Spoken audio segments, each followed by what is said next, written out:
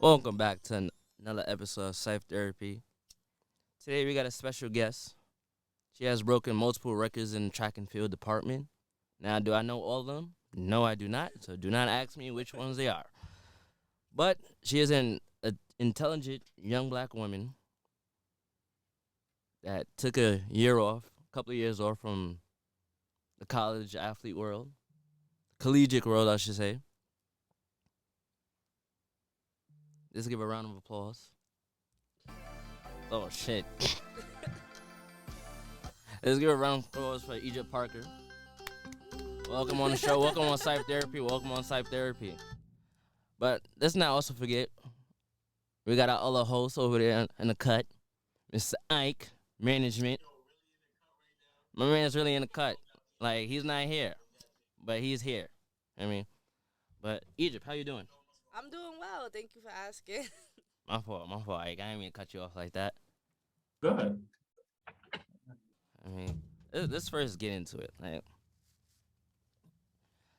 take us back to the beginning. Like, growing up in New York, living in a Caribbean household.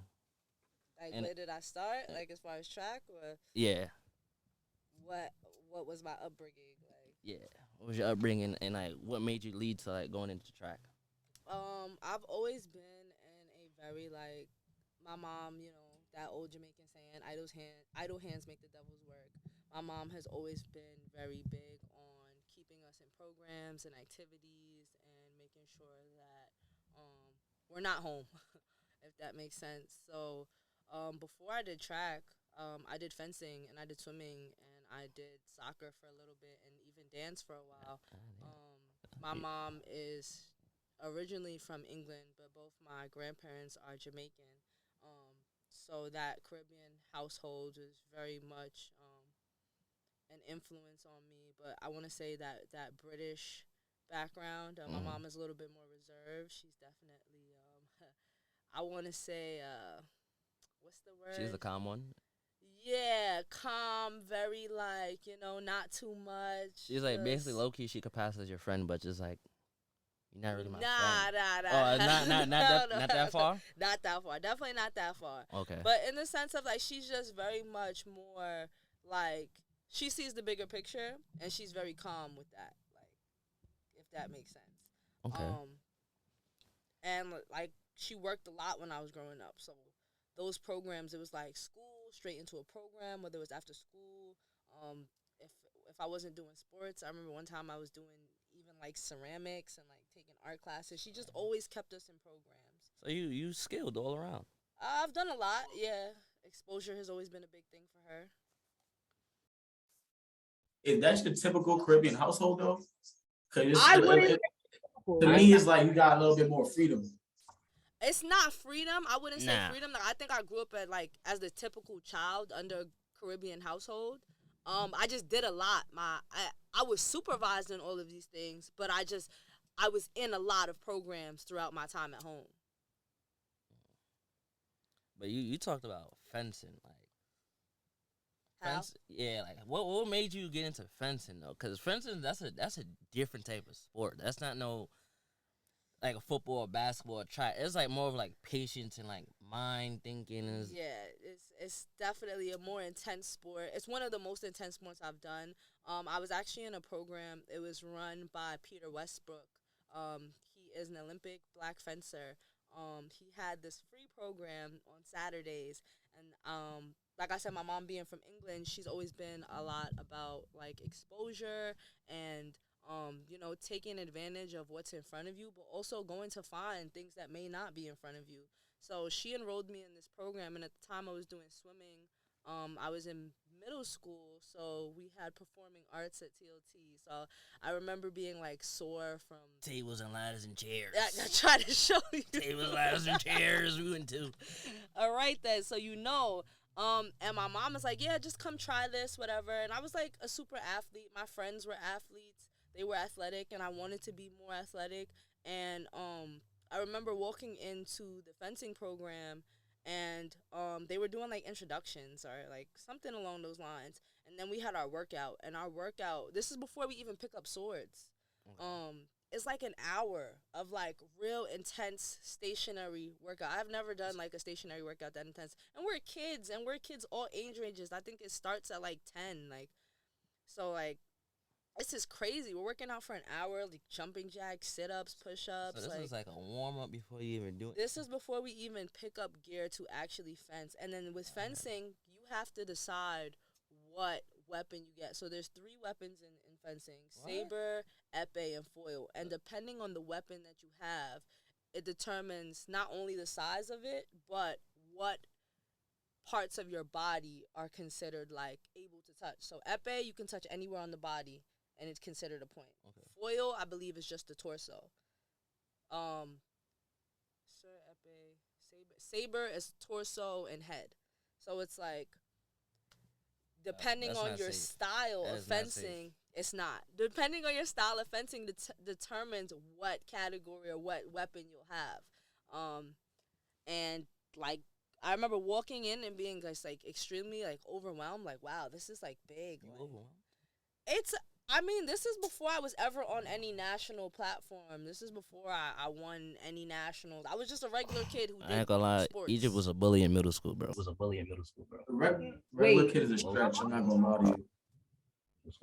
But like, what determines a bully? Like, I was really a bully. Not really a bully, but I feel like I was friends with everybody. Egypt was the one that she was like the girl of the I feel like I was the girl of the boys. Like, yeah, like she'll fuck you up though. I ain't gonna front. Yeah, like she was playing football and everything. You just like, bro. I was very much a tomboy. Cause remember, my best friends at that time were Jelani and Sean. And Sean was super football.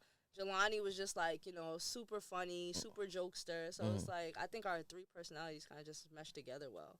It was different times, fun times though. You just had to be there. But fencing though. That first part, like, how? So what did you go towards? Like, you don't get to pick your weapon. That's why they class you. Yeah, that's why. Then I don't want to do it then. You don't get to. So like I said, it's based on your like how you fence. Like they teach you the footwork. Oh, okay. I got exactly. You, so after your workout, we go into footwork, and when we go into footwork, based on your footwork, and I'm not sure how they separate it, or how they pick, but they choose what weapon fits best with you, and they'll train you accordingly. And you might switch. You might be good at this for a while, or maybe they thought you belonged here and you go somewhere else. But whatever sword you settle with is kind of where you stay. You don't switch swords. So they clocking you while you train the whole time, basically. I mean, that's what coaches are for. That's like Coach V and like summer conditions. We have to do like the 4-minute chain of feet. Bro, I'm tired. Yo, bro, that nigga don't be watching shit, bro. He be in his office. I've learned that, like, in coaching, even though everybody's doing the same thing, there are different, small, fine-tuned differences that you have to look for in a person to figure out what's best for them.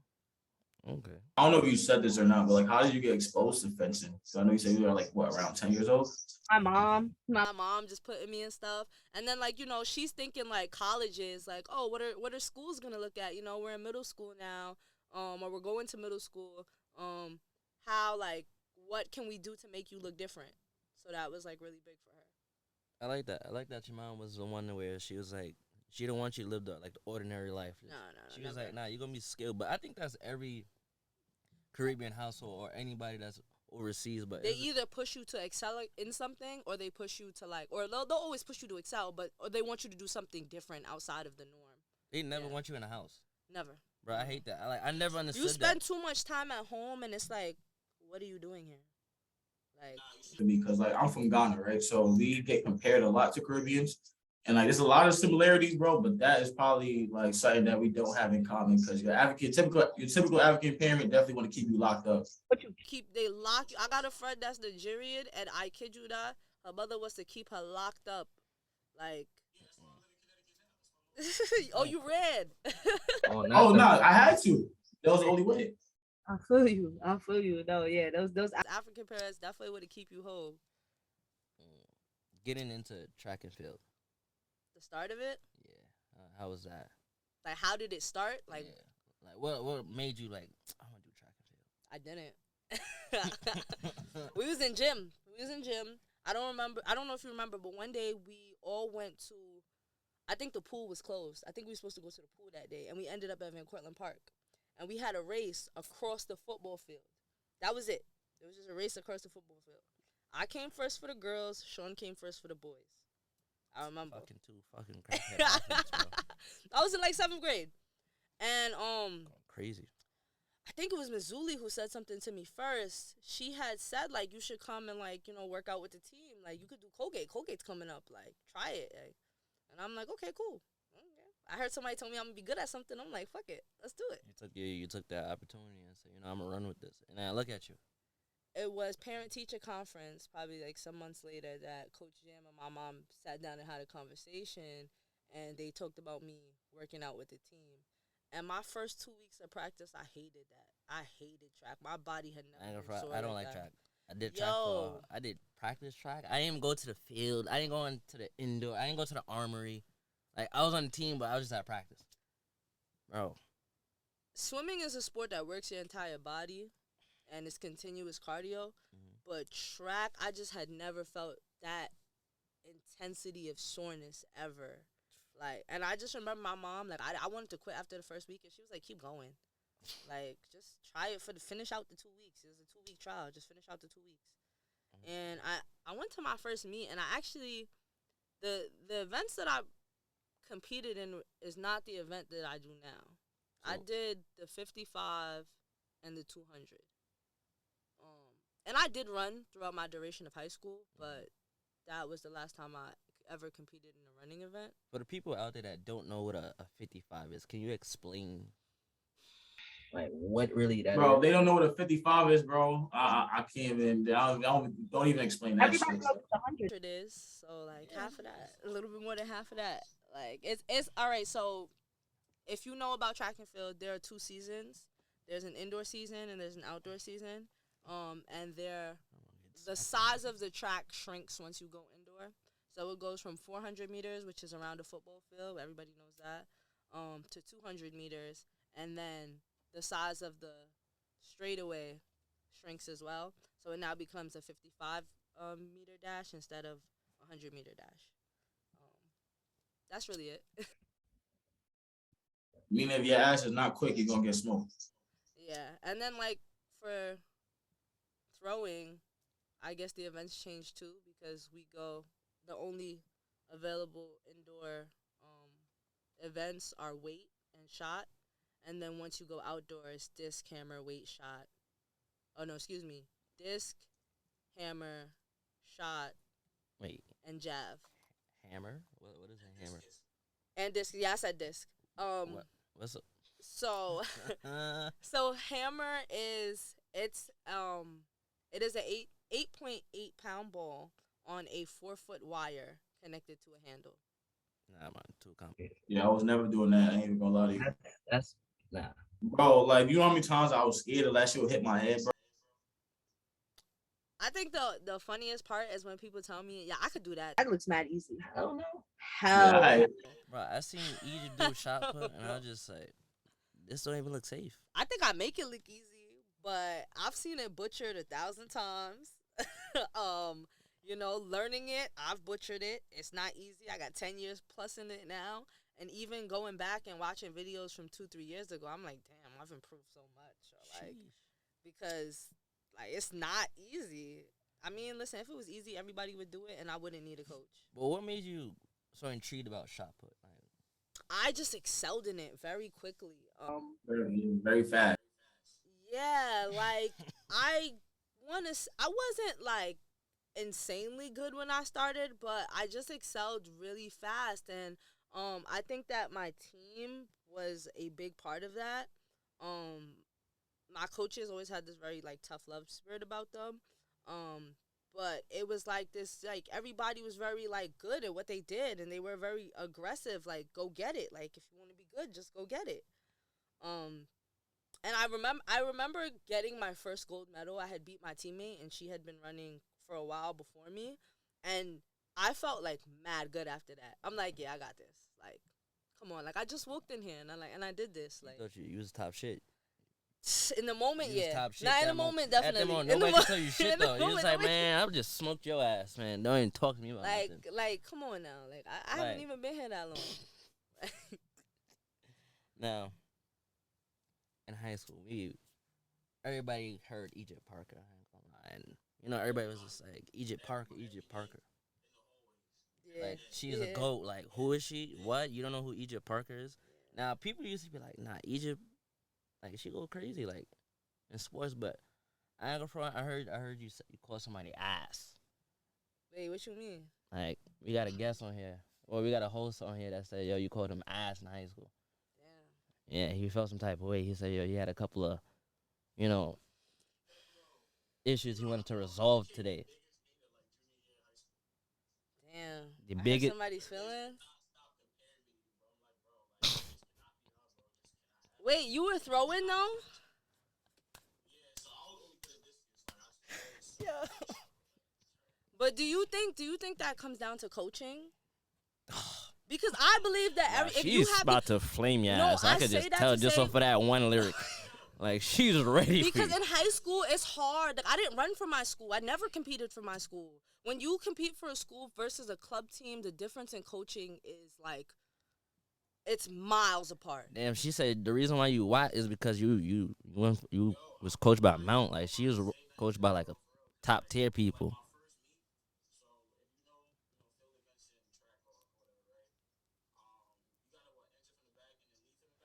And you must be under Wait, control. what? Hold up. You just So said? in the sport, when you throwing, Pause that though. Yo, I ain't gonna front. You gotta pause that though. My fault.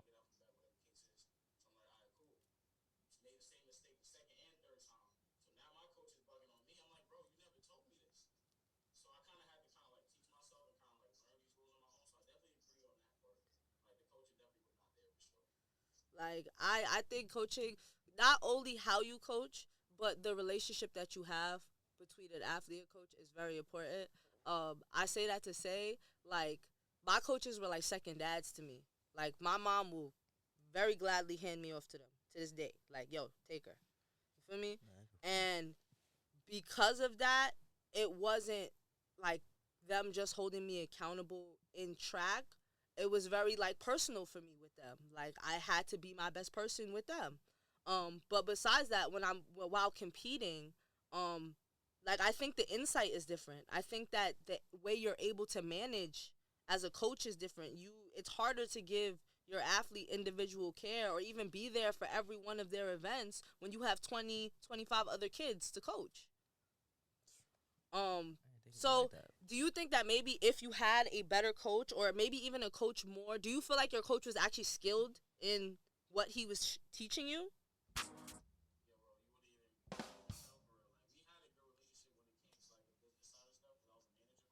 Okay. And those are the moments that matter. Damn. I cannot be Yeah. held responsible for what anybody else said. Nah, you're right. But 8 years later, she still flamed you, bro. Wait. 8 years later, she still flamed you, regardless of how. Like, she came in on some like professional shit, and she still flamed your ass on some like, yeah, bro. Like, it was your coach. Like, your coach is whack. Mine was the shit. Like, it's okay. I believe that. I'm not gonna lie. Oh, Shout shit. out to my coach, Michael Diaz. Jim Shaqui, you feel me, in the credits. But, like, my coaches are, hands down, some of the best guys I've ever met. And they have the resume to prove it with the athletes that they've produced. Like, how you feel about that? Like, was you able to? Like, And if they did, it was because of brute strength, not because of they had, the form or that's what they didn't have the coaching for it. But that's not, you feel me? That's why I say I encourage everybody I know, find the club team. so you'll say go. All right. So basically saying like club team is better than high school. Hell yeah. If you want to be good, because high school only goes to a certain level, like, you're good, but everybody who's great, they're putting in more time than a high school has to offer. So how much?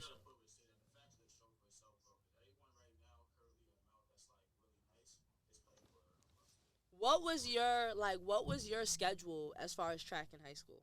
Damn. Like, how long was your practice on average? My practice was like, what, 3 hours, 3.5 hours? We practicing from like 6 to 9:30 every night. God damn. And then travel time home. Yeah, And we're doing that 2 times a week at least. And then if we can get a day for weight room in, you feel me? So at least 3 times a week. And then we're still, as individuals, doing stuff in our off time. Oh, hell no. Yeah, like, my coach is sending me home and, like, yo, make sure you get 100 push-ups done. And I'm making sure it's getting done. For all y'all people out there that want to be a track athlete or Any athlete. any athlete, you got to put that time in, though. What they say, hard work beats talent when talent fails to work hard. Sheesh. Talk your shit. Nah, Okay, shit. seriously. I mean, like, learn from her. Like, this is, like, the guide to understand, like, what's really out there. Like, if you want to do something, you got to put that time in. I took 4 years off, but like I said, I'm seeing people that I competed with and beat time and time again on national platforms right now. So let's get into that. The return. That's what I'm gonna call it. The return. The return. You took off for 5 years, 4 years. 4.5. 4.5. Like, what made you just take that break?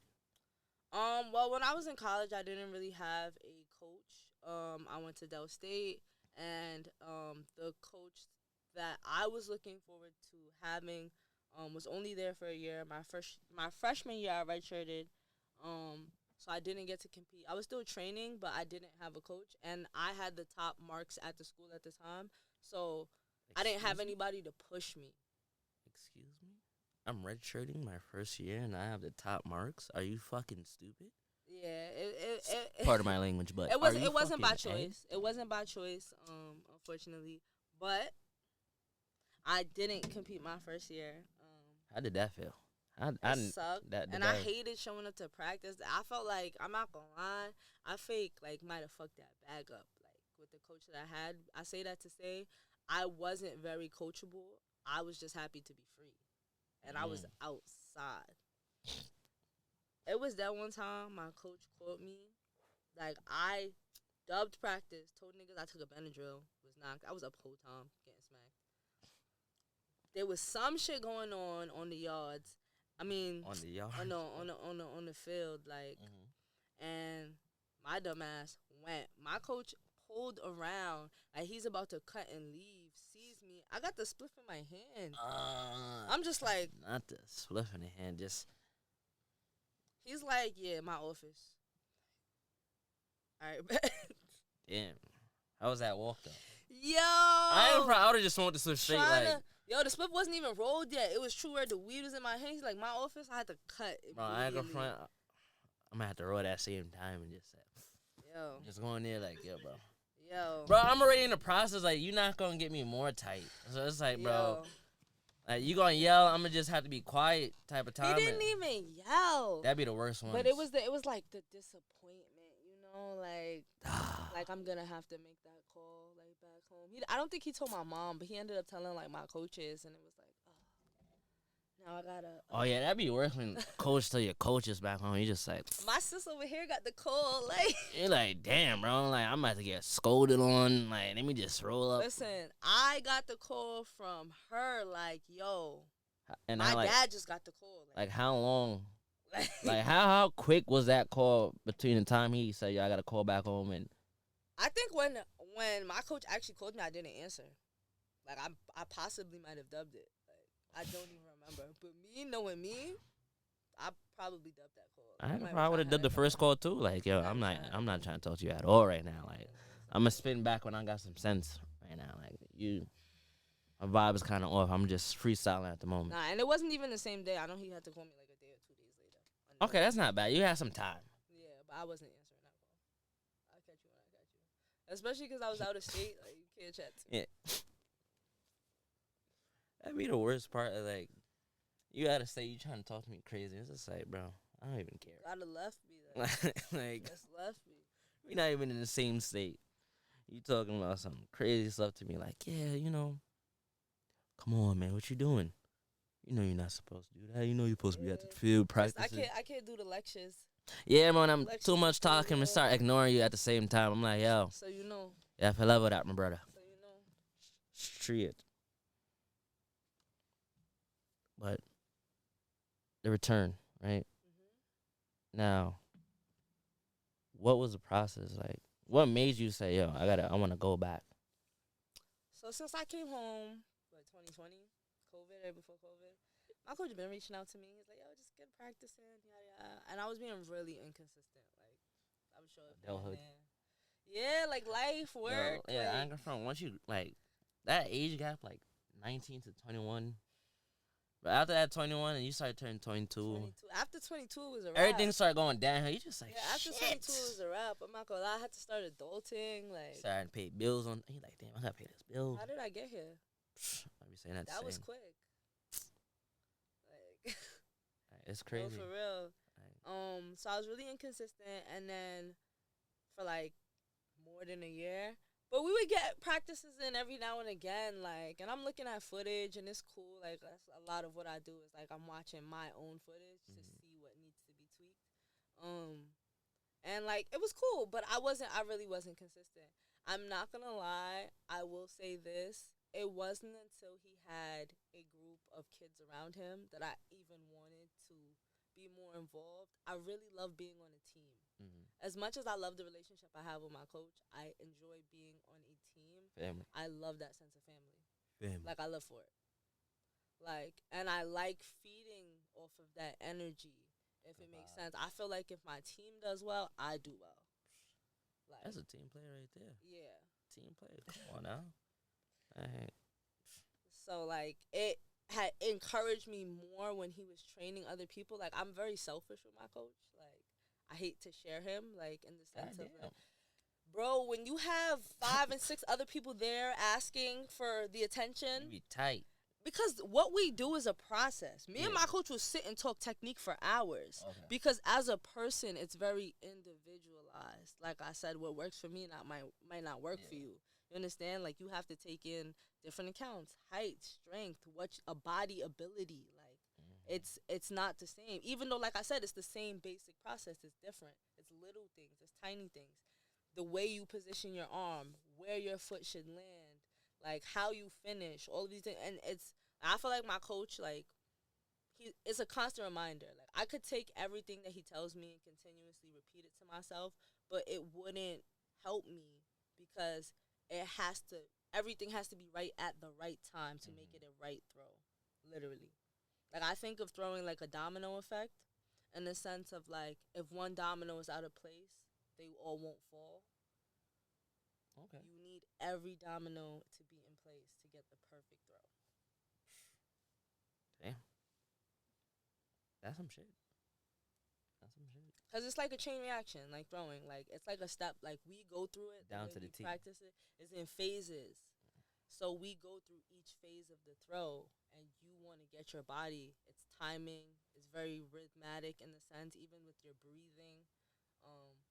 Somebody said something to me the other day about it being like a dance. And I guess in a way it is. Yeah. Like, you're dancing with the shot through the ring. Like, I don't know. But it's all very, like, rhythmic, and it's very timed. And delivery is everything in the sense of energy. Like, Okay.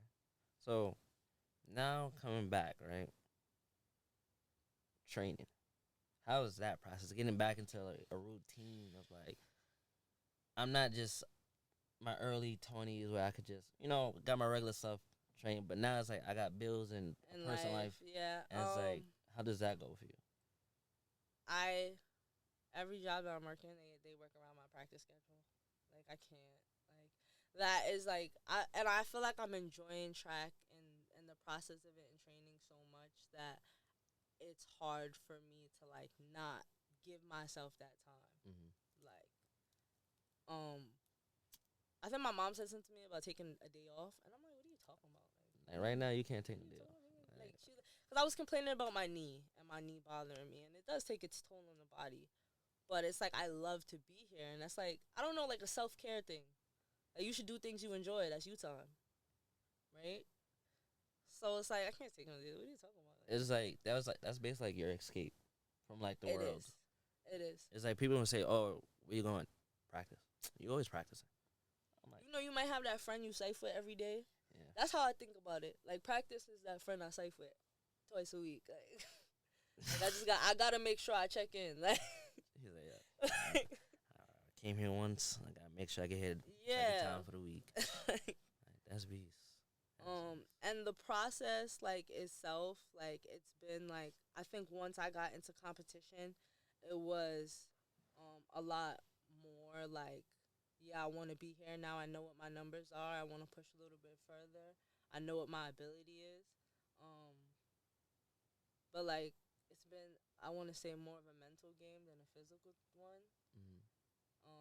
With life, sometimes it feels like other things can be more important, or like even just taking a day off, sometimes that feels more important. But I think that to be where I want to be, I have to be consistent, and, like, you know, that comes with sacrifice. Sacrifice is a must. Like, I feel like family, like, low key. I don't know how your family is towards your track life and everything like that, but sometimes your family might ask you like, "Oh, like, can you do me a solid?" And you just like got stuff planned. It's easy to get yes, And it's like you like, damn. I'm like, I got practice, but it's like yeah. I fake gotta help at the same time. We got to this point. Shout out to my mom, because boundaries are very important. Yes, Setting yes. Oh my God. in a Caribbean household, Yes. sometimes it's hard for them to respect boundaries. I've realized. Mothers, Yes. we love you. Happy Mother's Day. Mother's Day just passed. A shout out to all the mothers that's Happy out there. Mother's Day. All the aunts and all the anybody that's a woman that's taking care of kids or family or nephews or cousins. Hey, give them some love. I mean, they do anything. I mean, they balancing their life, trying to have fun and everything. But let's give it to them. I mean, if they not here, you won't be here. But boundaries, yes. Like how can I ask this? Like the level of like your boundaries, where it's like, how long did she realize like, okay, like you're not young no more? I don't think they can ever get out of that. I think that's Trying to baby you and shit. You be Yo, like, yo, like, come on, man. Like, let me live. Like, let I me be don't think- free. Like, would you say your mom was old school? nah. She's reserved and she's very set in certain ways, but she's not old. My mom loves to say stuff like, I'm too old for that, but my mom is pretty hip. I love her that's stuff. a fact. Like, our parents low key are like kind of taking out stuff too. Like, I be catching my mom say some words to me. She be like, I call her dweeb. She like the other day she called me a linguini. I was like, wait a minute. How you know my lingo? She was like, yeah, I know you. Yeah, I was like, okay. She's a little more hip than she gives herself credit for. My mom puts me onto stuff all the time. My mom do it. I be stealing pieces from her closet too. So like, You talking about clothes now? But yeah, I'm saying my mom is yeah. not hip. She's reserved in a sense. Like, you know, she's older. She not like my mom don't drink. She's not a partier. Like, let me ask you, because I feel like this happens with my mom, right? So obviously we went through a pandemic. A lot kind of changed. If you was in college around that time, your life was different. Like, you away from school, your parents not there to really see you or see what you actually do on a day-to-day basis. Now, coming back home, right? How did you have to adjust? Did you have to be on some, like, certain things, like if you smoked weed or anything like that? I feel like it's a respect thing, and I feel like it's a communication thing. I say that to say my mom doesn't necessarily agree with the fact that I smoke weed, but I am allowed to be my own person. True. She is allowed to be her own person. I always say to her sometimes, you know, I gotta check my mom, and like, you know, in a very polite way, I might say like, yo, ma, like, you stressing about something that's not affecting your pocket or your health. Like, you just need to, you know, like, take a step back. But and they always want to protect us, though. They do, and you can't be mad at how somebody wants to love you. But sometimes, I ain't gonna lie, sometimes that it be annoying, though. It do. Be bad annoyed. When I was in school, I remember it was a point in time I didn't talk to my mom, like, on a consistent basis. I would just call her here and there. Sometimes she would call me, I would dub it.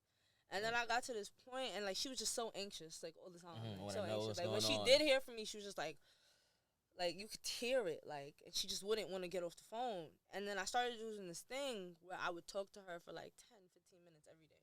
Just give her, if it's in the morning after practice or in between classes, I would give her 15 minutes. That's nice. I like that. Not only was, like, the span of our conversation shorter, it was less, like, I didn't feel so annoyed. Like, I kind of just like, yo, like, just give her 15 minutes. Like, it makes her less anxious. It makes her less anxious. It makes me less anxious because, like, I'm feeding off that energy. And True. I just had to give her 10, 15 minutes. It made all the difference. Like, At 10, 15 minutes, sometimes anything. Once you go past 15 minutes for me, I'm like, all right. I just had to find a way to, like. I start to tune out after. I just like, all right, bro, I'm trying to cut. Like, your 15 minutes is good. Like, of course, we love our moms. I love my mother, but Nah, sometimes I wish it'd be like 2 minutes. I'd be like, yo, yeah, like, I'm let's trying to get it outta quick. here. Like, I got something to do. But I understand, like, we come from a time like a technology, and sometimes it's so easy to feel like you're in tune with a person just because you have them on social media or like you sent them a text. But they come from an age where a conversation is very personal. Like, it means way more. So I understand that, and I guess I value that to an extent because I feel the same way. Like, that phone call, you find out so much more from a person than you would get in a text. True. Now that your mother has gave you boundaries and stuff like that, right? Let's really talk about your fashion, because I ain't gonna lie, your drip is different. Like, Egypt drip, like, I ain't gonna lie, the way how she styles. This is a calm day. Though. Nah, This I'm is just a talking calm in day, general. though. Like, I'm gonna give Egypt her props because she be doing her thing. I'm like, at one point, Egypt have weaves. Like, Egypt was spinning. Yeah, I've done so many hairstyles. Some more to come. And I'm just like, yo, like, I low-key be thinking, like, I be thinking she did it first. Like, you know, like, Soulja Boy be like, I did that first. Like, I'm low-key jacking, like, Egypt did a lot of shit first. I'm just like. I don't think I'm a trendsetter. I'm not gonna lie. I didn't want to say trendsetter because I didn't want people to be like, I on her body. Because I be copying other people's style. Like, I wouldn't say copy. I say you just see something that's no. Like, I have my own fashion, but I do feel inspired. Yeah, by, you like, grab from everybody. Yeah. Like, you make it your own, but that's not a copy though. No, definitely not a copy. Original. No. Like, I've never stolen a fit. Like, that's crazy. But, like, I've seen stuff and be like, oh, nah, I like that piece. Like, I know I could do something with that. Mm-hmm. Like, you know, and you make it your own. You find stuff you like. Like, what do you think? Like, what inspires you? Like, what is your type of style? Like, when it comes to like fashion. I don't know, streetwear. I grab what I like. I tell people I really can't name my style. I just get dressed. Like, you just got pieces. I just get dressed. I just put on what I put on, and it's how I feel for the day. So it's like, for example, today it's like rainy day. I got the Doc Martens on. Mm-hmm. Rainy, feel me? Calm. Black, calm, like, feel me? On me fatigue, like, just. It's a regular day. Yeah, it's calm. It's a rainy day. I had the black trench coat on. Feel me? Somebody told me that's an Undertaker jacket. They had me in tears. You just need the hat. You had a hat on today? Nah, I didn't have a hat on today. I was about to say, yo, she got a hat. Yeah, that's definitely giving Undertaker vibes.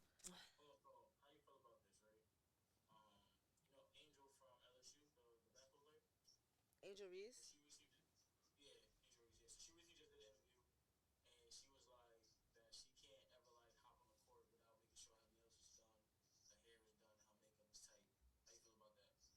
I feel like that's dope for her. I'm not gonna lie, sometimes it gets rough out there. I mean, I get it. She's in the limelight. So, you feel me? I wouldn't expect any less. But me, I'm not gonna lie, like, sometimes it gets crazy. A nail might pop off in the middle of the week, and it might be over. It might be a competition without one. But she's on a definitely a lot larger platform than me. Basketball and football are always gonna be bigger revenue sports than track and field. That's just how it is. What else do you want to do? Like, what else do you have in life for? Like, what's some of your admiration or goals that people will never know? I want to start a clothing line, but more than that, I want to be like a curator for fashion, if that makes sense. I want to pick people's pieces, like, yeah, here, wear this. Okay. Okay. So like, almost like a consult, like. Man, I don't think so. I feel like you. Yeah, Stylist, designer. I feel like you could. Definitely designer. Like, I see that. Like, once track is done, I feel like. Not even when track is done, and so? while track is going on. Okay. So what we gonna do to get there? It's already in the works. Okay, I like that. It's already in progress. It's already exactly. So when's that? Wait for the drop date. let's say in the next 3 months. Definitely drop date. Okay. I like the sound of that. Was fun or just special memories? Think about those pros and cons. Like what stands out in HBCU? The sense of family. I went to a school that wasn't extremely big. I think it was like 5,000 total. DSU. And for me, that was very important because I didn't go to a big high school or a big middle school. I didn't like a extremely big college. Like I remember traveling and going to places like A&T and it taking 10 minutes to walk to like a dorm and like easily 20-minute walk and like it's just like crazy. I couldn't imagine myself being on a campus that was like a city. Like as far as what I was doing on campus, I was an athlete, obviously. So nothing too crazy. But I was outside briefly. I think I had like these two friends in college. One of them recently passed away. And my freshman year, they were like brothers to me. Like, like they really helped me like adjust to school and like even find myself in some ways. And like shout out to Chubbs and shout out to X, R.I.P. X. Condolences. Thank you.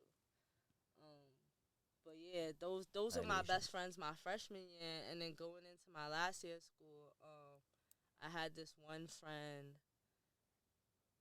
Mako and Rich, brothers to me. I don't know, like my personality or who I am. I always find like a group of like two boys with like weird personalities that go together, and it blends. I swear to God, that's always like I always have like that's real friends right there. Yeah, like I told you in middle school with Sean and Jelani, and like I've always had like friendships like that. Like it's always just two guys, like they be like brothers to me, and like we just be mad cool. Like All right, so we spoken more about the family side of it, but like as far as anything going on like campus life, were you involved in that or? I played flag football. Go crazy. I played flag football when I was Crazy, in college. bro. Wait, time out. Wait, hold on. How did like your coach allowed you? Like it's cool, you can play flag. Remember I told you my freshman year I redshirted? Yeah, she was having a ball. She was. So I got to have a little bit of fun. Coaches do not care. My sophomore year, the flag football season started right before the indoor season, and I remember it was an argument between me and my coach because she was like, "You're gonna miss weight room if you go to this competition," and I had to plead my case to my weight room coach as to why I had to go to my flag football competition, like, and why I deserved to go. Like, What you told him? I had put together some spiel about like I've been working dumb hard. Like nobody knows more than me how much I have to deliver this season, considering the fact that I didn't compete the previous year. You feel me? Like I was on my shit. Like I couldn't be late, yo. For the amount of minutes that you are late, he gives you like a wooden plank, and you gotta push it like across the floor. Like, so like 6 minutes late. Down and back is one. That shit hurts. Wait. That shit hurts. You're doing suicides basically. Worse than With a plank. like a plank, and you have to push it across the ground, like almost like mountain climbers. Like How many times you did that? enough times I had to do that. Like, what was the long? How many laps you had to do? I think the most I ever had to do was 10. I think the hardest workout I ever had in college was my track coach. Like he was the head coach on the team. He made us do this workout where we had to. There was like a rope, like you know the rope that people go like. Yeah. That rope. We had to run with it over our heads, around the track. Everybody has to run at the same like cadence because it's like nobody could be faster than the other. He wants no drop in the rope. Like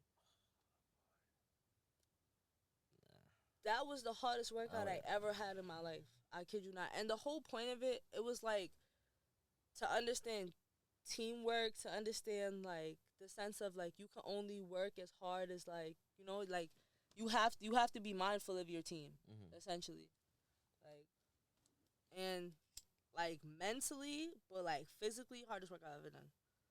Like, God damn. and I remember doing it in like 30-degree weather. 3 degree weather. Like, I just want to see your social media presence. Wait. Before we took a little break, we were trying to get into how you became a foodie.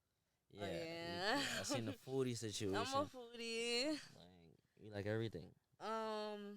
Yeah, I don't really do the red meat per se, but I do like. Yeah, we don't. Yeah, cut that. Dead that. Yeah, keep the pork and all them things. So. But yeah, I recently started a food page.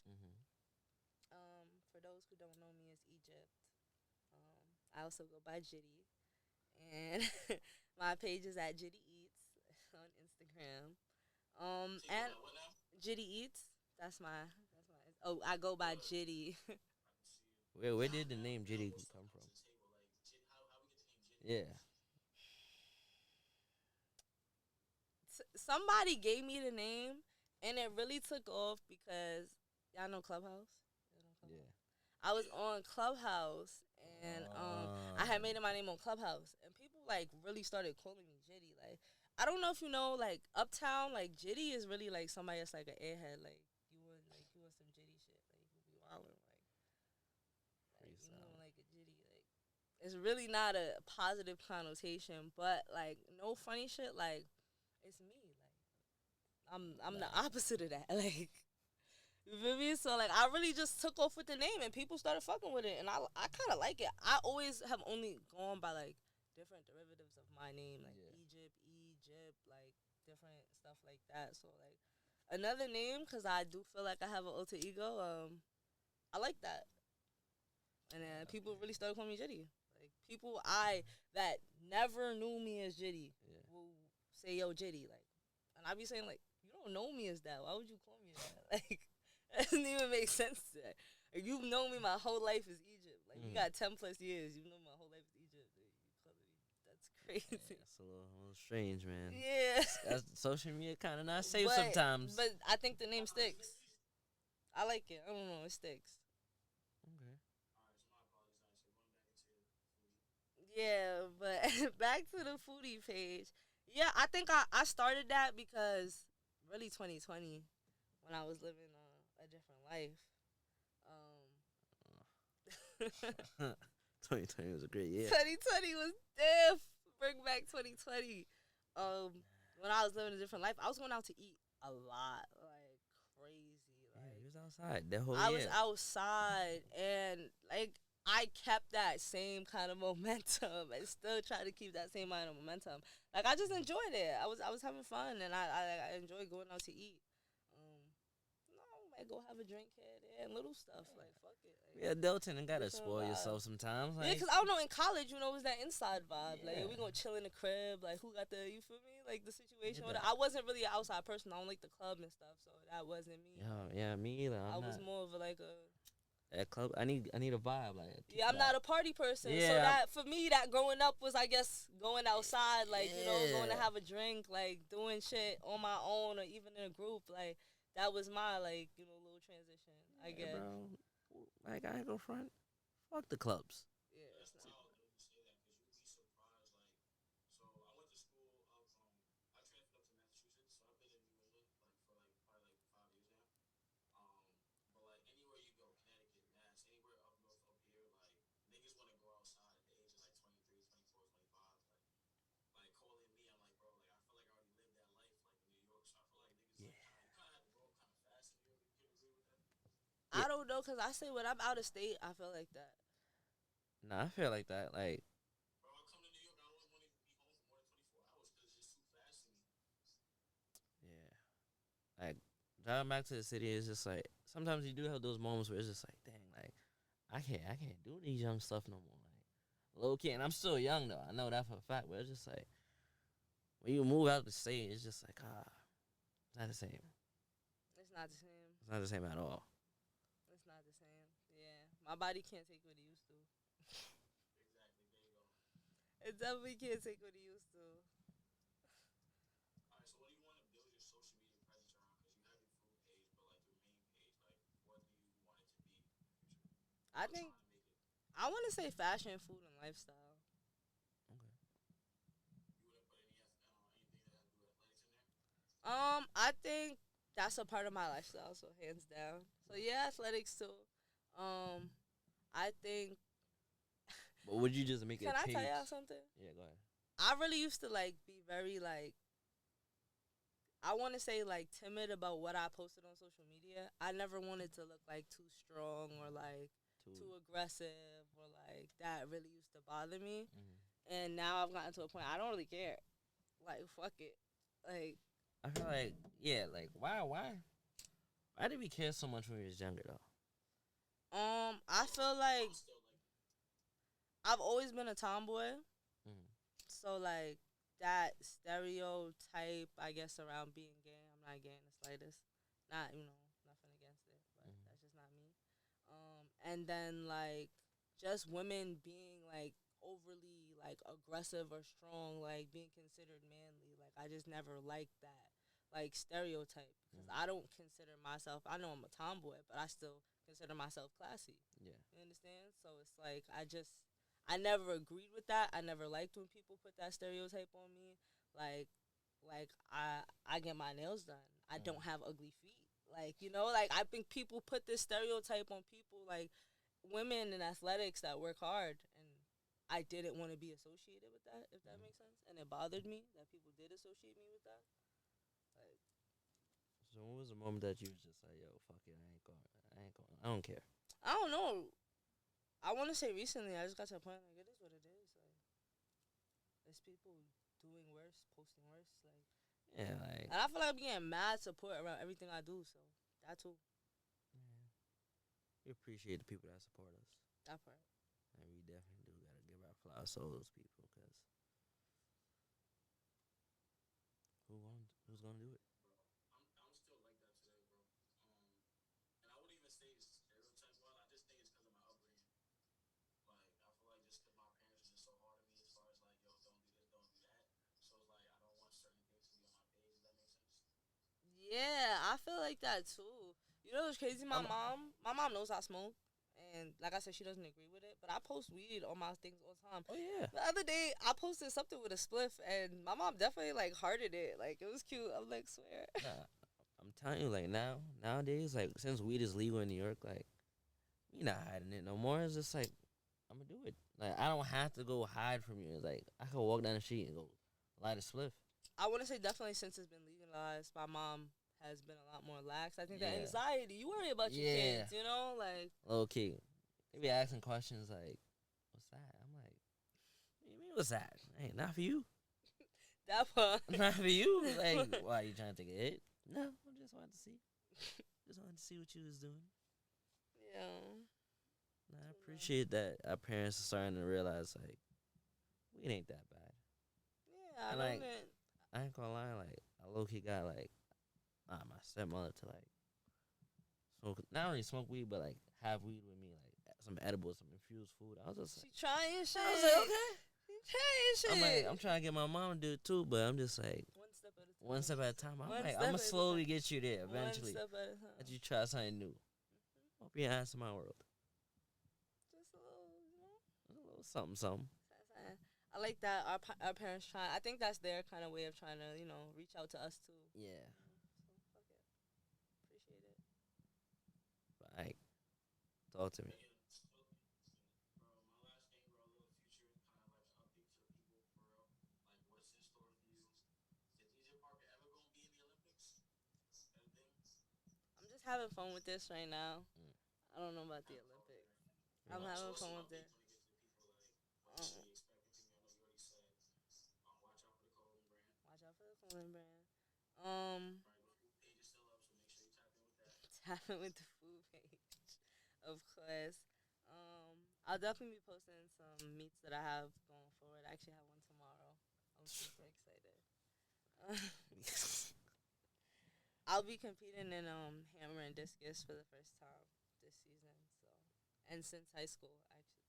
Well, no, I haven't competed in hammer since high school. So we'll see. Nah, you're gonna do your thing though. I mean, you're gonna do your thing. Versatile, bro. Yeah. I try. I just trust. I'm not gonna lie. Like, the faith that I have in my coach again is very like I don't know. It's like if he tells me I could do it, I could do it. I mean, that's it. We gotta, those people. I don't argue. Even if I don't understand, I do not argue.